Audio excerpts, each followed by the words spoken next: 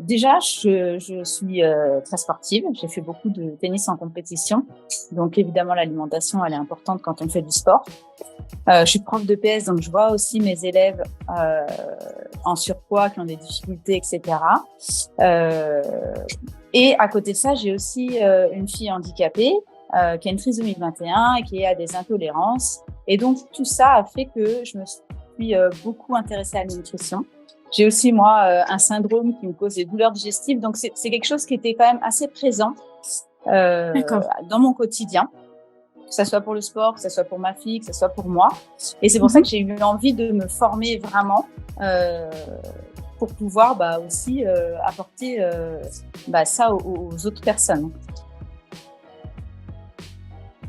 Oui, j'ai eu dans ma formation de nutrition, j'ai eu des bêta-testeurs quand j'étais à partir du module 3. Donc, je leur ai dit, voilà, je suis en pleine formation, je cherche des personnes. C'était des collègues à moi, il y en avait 2, c'était des collègues, un, c'était des amis. Et en fait, je leur ai dit au départ, voilà, vous êtes mes bêta-testeurs, mais ça sera pour une durée de 3 mois.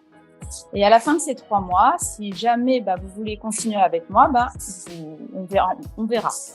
Donc, on est parti sur ça. Donc, j'avais 3 bêta-testeurs, un homme et 2 femmes.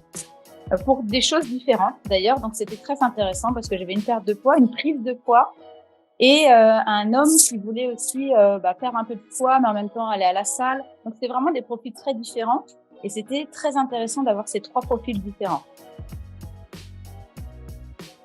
Au début, il y a toujours ce sentiment de légitimité qui est là. On se dit, est-ce qu'on va vraiment leur apporter quelque chose? Est-ce que ça va marcher?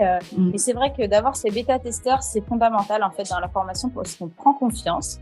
Et d'ailleurs, suite à ta question pour recruter mes premiers clients, c'est que mes premiers clients ont été 2 de mes bêta-testeurs. Déjà, croire en soi. Parce que je crois que si on ne croit pas en soi, on passe pas à l'action. Et il n'y a qu'en passant à l'action qu'on peut y arriver.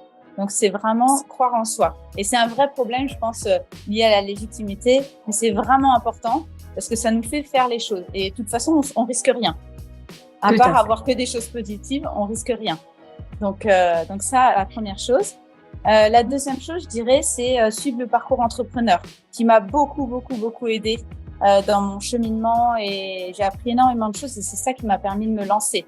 Il y a énormément de travail derrière, mais on est accompagné et c'est ça.